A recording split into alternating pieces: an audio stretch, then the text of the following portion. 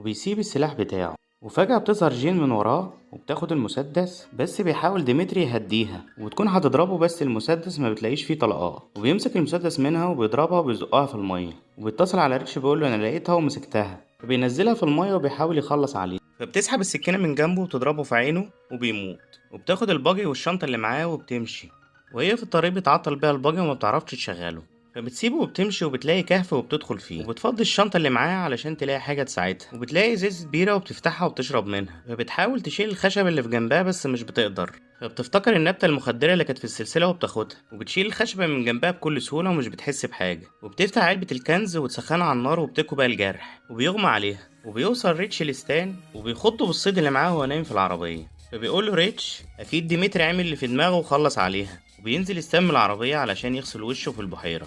وهو بيغسل وشه فبيبص في المية وبيتفاجئ ستان بجثة طالعاله من قلب